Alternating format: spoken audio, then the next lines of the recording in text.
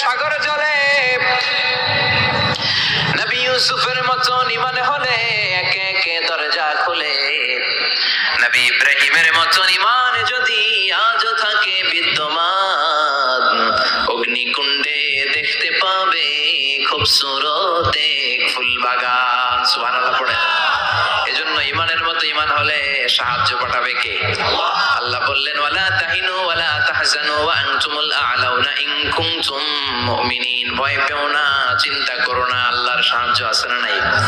বিপদ যত বেশি আসে, পরীক্ষা যত বেশি আসে, বিজয়ের পতাকা পতপত করে উড়ার সময়টা কাছে আসতে থাকে, ঠিক কি না? আকাশে যখন ঘুটঘুটে বেশি অন্ধকার দেখা যায়, প্রচন্ড অন্ধকারে যখন আকাশ একেবারে ছেয়ে যায়, রাত্রি যখন গভীর হয়ে যায়, সুবহে সাদিকের আলো আসার সময়টা কাছে আসতে থাকে, ঠিক কি না?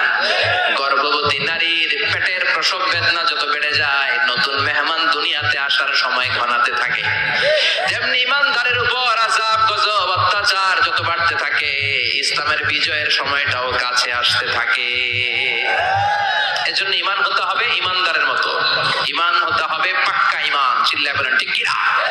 সে আল্লাহ বললেন, قد أفلح المؤمنون الذين هم في صلاتهم خاشعون. Successful indeed are the believers. সফল হলো তারা ঈমান এনেছে যারা। কার কথা? চিল্লায়ে বলেন। জিমায় পড়ছেন? কষ্ট হচ্ছে? সফল হলো তারা ঈমান এনেছে যারা। তবে শুধু ঈমানদার বলে হাত তুললেই হবে না, 7টা গুণ সেই ঈমানদারের ভেতরে থাকার দরকার আছে না নাই? 1 নাম্বার গুণ আমরা শুরু করছি, কানগুলো খরগোশের মতো খাড়া করে শোনেন। ঈমানদারেরা যখন নামাজের মুসল্লায় দাঁড়ায়, দিন দুনিয়ার হুঁশ তাদের থাকে না, তাদের অন্তরটা চলে যায় আল্লাহর আরশের দিকে, ঠিক কি না? বিশ্বনবী বলতেন, আনতা আবুদাল্লাহ কান্নাকা তারাহু, এমন ভাবে নামাজ পড়ো যেন তুমি আল্লাহরে দেখছো। ফাইন লাম তাকুন তারাহু ফাইন্নাহু ইয়ারাক। এটা যদি মনে করতে কষ্ট হয়, অন্তত এটা ভাবো যে আল্লাহ তোমায় দেখছে, ঠিক কি না? নামাজে যখন দাঁড়াবেন ভাববেন আমি আল্লাহরে দেখতেছি। এটা ভাবা অনেক কঠিন, এটা জানাশোনা লোকেরা পারে না। যদি না পারেন তাহলে অন্তত এটা ভাবেন যে আল্লাহ আপনারা দেখতেছে। আল্লাহ ইজ ওয়াচিং মি, আল্লাহ আমাকে দেখছে। তো আমি আল্লাহরে দেখতেছি আর আল্লাহ আমারে দেখতেছে। সুফিরা এটারে 2টা ক্লাস করছে, একটা নাম দিছে মুশাহাদা আর একটা নাম দিছে মুরাকাবা। মুশাহাদা মানে আমি নিজে দেখি, আর মুরাকাবা মানে আমি দেখি না, আমারে দেখে কে? কেউ যেটা দেখে না দেখে কে? কেউ যেটা শোনে না শোনে কে? আল্লাহ আপনারে দেখতেছে। নামাজের মুসল্লা এই চিন্তাটা করলে খুশু খুদু বাড়ায় দিবে কে? খুশু মানে ভয়। কার ভয়? কথা বলেন। যাদের হৃদয়ে আছে আল্লাহর ভয়, তারা কবু পথ ভুলে যায় না।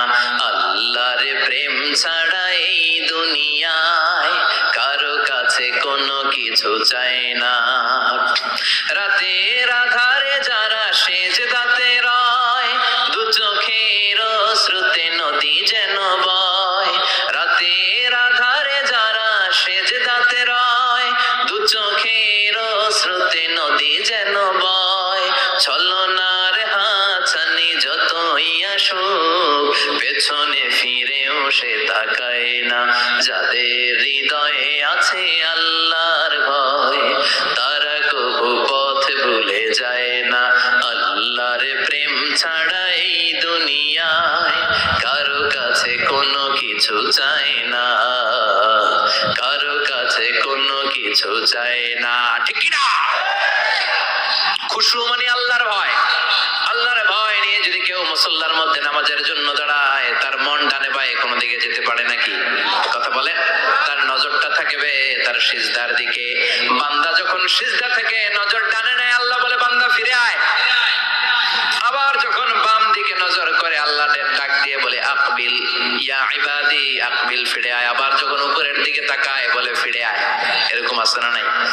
নামাজও পড়ে এমনি, নামাজও পড়ে আবার এমনি চায়, নামাজও পড়ে আবার ঘড়ির দিকে চায়, আছে না নাই?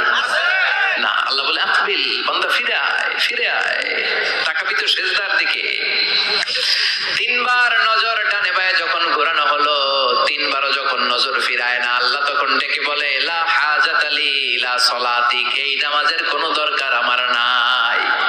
যে আল্লাহর জন্য ওযু করলেন, সময় দিলেন, এতক্ষণ ধরে নামাজ পড়লেন, ওই আল্লাহ যদি বলে তোর নামাজের দরকার নাই, তো কারে দিলেন নামাজ? এজন্য নামাজের মধ্যে তাড়াহুড়ো করা যাবে? খুশু খুদু, খুশু মানে আল্লাহর ভয়। নামাজে যখন দাঁড়াবেন শুধু নিজেরাই মুসল্লি বানাবেন না, মনটারেও মুসল্লি বানাবেন। আমরা শুধু নিজেরা নামাজি হই, মনটারে নামাজি বানাই না। আমি ঠিকই আল্লাহু আকবার, মন চলে গেছে সৌদি আরব, মন চলে গেছে হিন্দি সিনেমার দিকে, মন চলে গেছে দোকানের দিকে, মন চলে গেছে ক্রিকেট খেলায়। আছে না নাই? উনি কিন্তু মুসল্লি, মসজিদে উনি কি মুসল্লি, উনি হাতে পায়ে একেবারে মুসল্লি, কিন্তু মনটারে মুসল্লি বানায় নাই। এজন্য মনটারেও নামাজি বানাতে হবে। আমরা বলি মনটারে কাজ দেন, মনটারে কখনো অলস বসে থাকতে দেয়া যায় না। আপনিও মুসল্লি হবেন, মনটারেও মুসল্লি বানাতে হবে, তা না হলে মন ডানে বায়ে ঘুরবে। মনের আরবি হচ্ছে কলব। কলব মানে যেটা নাড়াচাড়া করে। এটা এখন এদিকে, পরে ঢাকায়, এরপরে সৌদি আরব, এরপরে আমেরিকা। এটার পাসপোর্টও লাগে না, ভিসাও লাগে না, এটা খালি দৌড়ায়, ঠিক কিনা? এজন্য মনটারে নামাজি বানানোর দরকার আছে না নাই? এজন্য আল্লাহ বললেন কদ আফলাহাল মুমিনুনাল্লাযীনা হুম ফি সালাতিহিম খাশিউন। মুমিন বান্দাদের প্রথম গুণাবলী হলো মুমিন বান্দারা যখন নামাজে পড়ে মনটারে নিয়ে নামাজ পড়ে, নিজেও নামাজি, মনটাও নামাজি, ঠিক কিনা?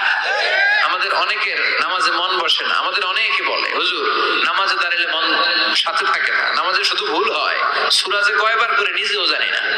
এরকম আছে না নাই?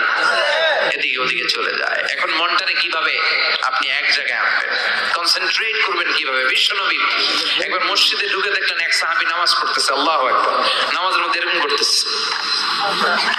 এরকম করে না অনেকে, নামাজের পরে দাড়িও টানে, দাড়িও চুলকে, আছে না নাই?